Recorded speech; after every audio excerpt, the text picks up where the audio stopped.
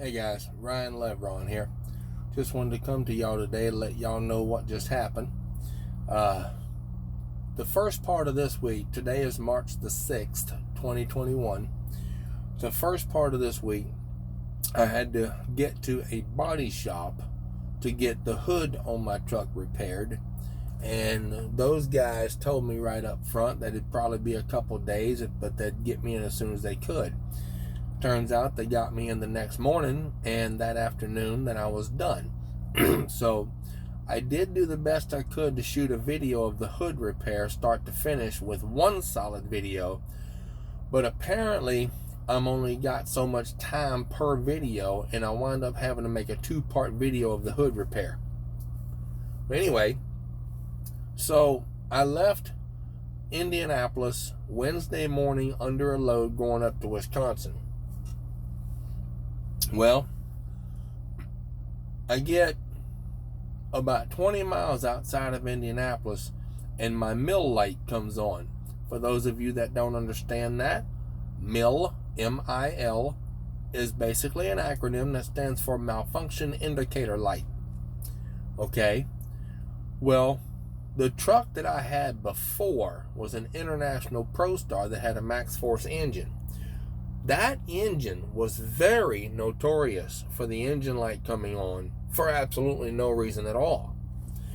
That engine light would come on, or the mill light as we call it, would come on, and you could run 2, 3, 4 days, and eventually the light would clear itself back out. Maybe it was a fault code, maybe something triggered it, you never knew. But chances are, if the mill light or engine light came on a Max Force engine, chances are it was nothing to worry about, because Max Force was notorious for triggering that engine light for nothing. Well, this truck here, this 2015 Freightliner Cascadia with a DD15, has proven to me that when an engine light comes on, something is going on. So anyway, Wednesday, as I was trying to leave Indianapolis, my mill light came on, or solid yellow light, which is a malfunction indicator light. But there was no other lights that came on. That was the only light that came on. The engine was not derating. The gauges weren't going crazy. I wasn't losing any power. I still had full power, even climbing hills, no problem.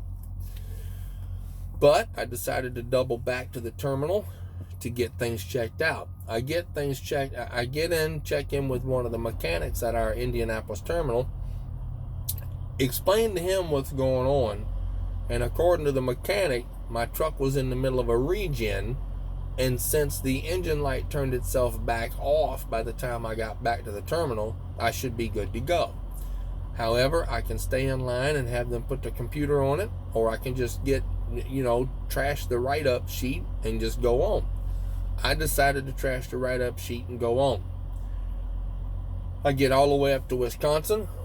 Everything's fine, no problem. I get another load coming back down to Owensboro, Kentucky. I get back into southern Indiana, about, 60, 70 miles away from Owensboro, Kentucky, and the mill light comes back on. So for the next 60 or 70 miles, I'm watching very, very carefully for this light. Again, it's the only light that came on. I'm not losing power. The engine is not derating. I still have full power, even climbing hills. But the engine light's not turning itself off this time. I get to a truck stop just a few miles away from the customer, Kimberly Clark, in Owensboro, Kentucky. Some of you watching this video will know where I'm talking about. And I get to a very, very small truck stop. They've only got like maybe 10, 12 spots. And I shut the truck off that night. Next morning, turn the truck back on to run it, idle it a little bit before I take off. The engine light shuts itself off. Okay. Well, the mill light, or the solid yellow light, malfunction indicator light, that's the second time in 2 days that light came on. So I decided, you know what? I'm going to go ahead and drop this load here, and then I'm going to go back to the Indianapolis terminal because I'm only 180 miles away from there. I get to the Indianapolis terminal, write it up, they put their computer on it, and come to find out my outlet NOx sensor is gone out. Well, that's a $300 part. But guess what?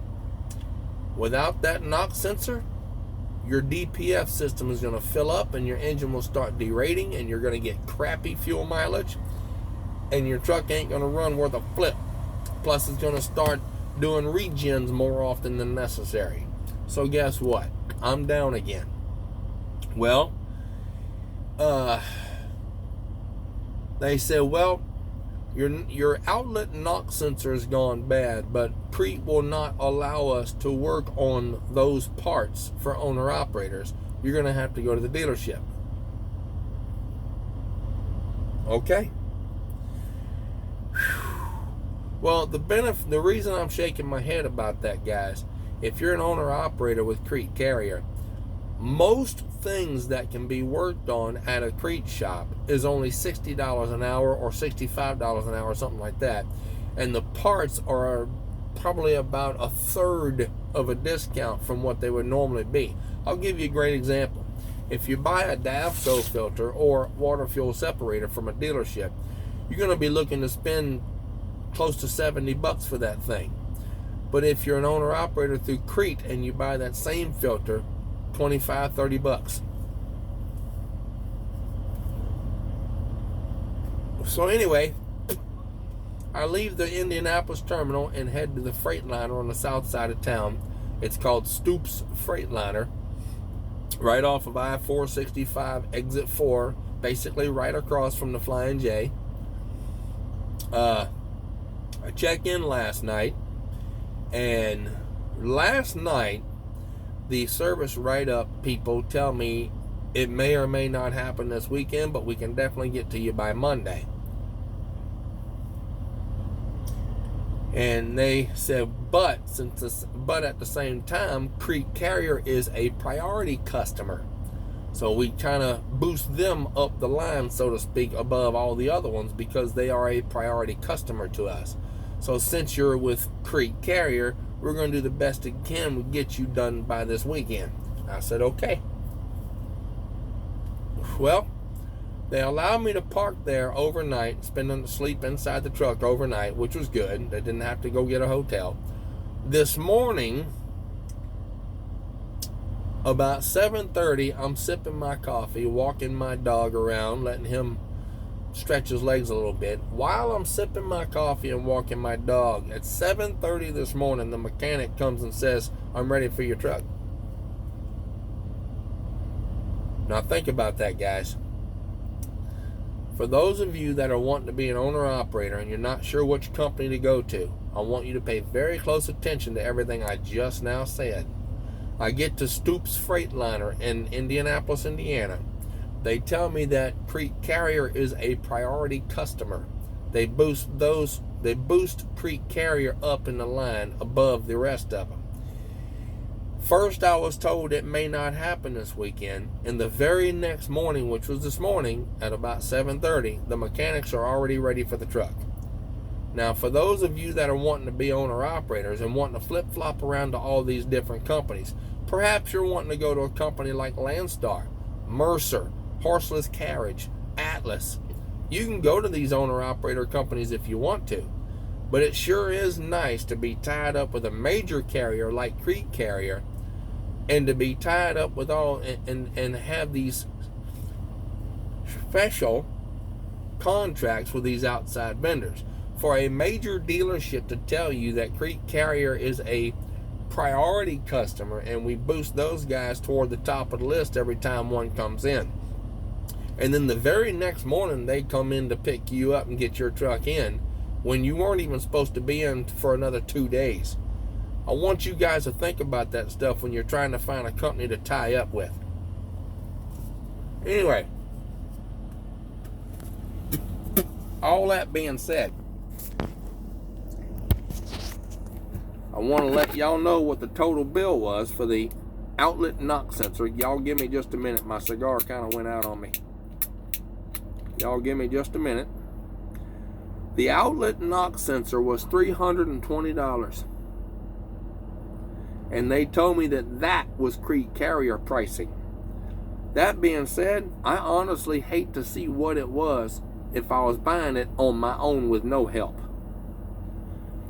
Labor at Stoops Freightliner in Indianapolis, Indiana is $162 an hour. 162. And that's, I don't know if that's regular retail price or if that's creek carrier pricing. All I do know, and I'm going to be reading off the invoice to let you know what I had to pay out in order to get my truck back out of the shop.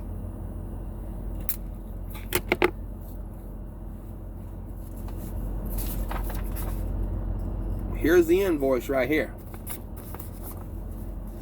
Okay. The Nox,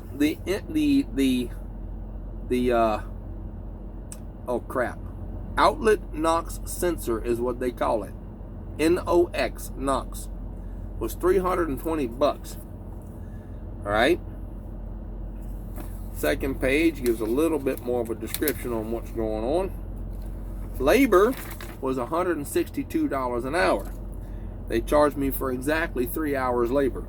They have to get to the part, change the part, put all the stuff back on, and then they have to do a full forced regen, which takes a little while. So the part, which is the outlet Nox sensor, came up to $325.30. The labor came up to exactly $486 on the dime, on the mark. Now, here's what gets you. Miscellaneous shop parts, $72.90. Now you're asking, what in the world has miscellaneous shop parts has to do with it? Well, that's just in case they need to stretch their air hoses out to do something, just in case they need to replace a couple of nuts and bolts or whatever. That's what that is. Then the taxes was $22.77. So the total bill between parts, labor, miscellaneous shop parts, and taxes came up to $906.97 to replace an outlet Nox sensor today.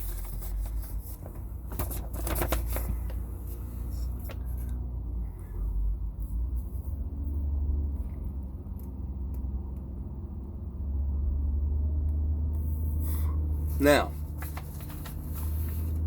mind you,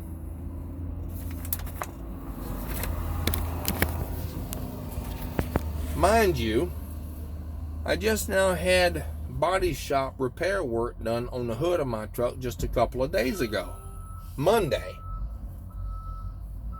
And now today, Saturday, $900 worth of repair, replacing an outlet Nox sensor. So altogether, just this week alone, I have put out literally $1,900 and some change on this truck just this week alone.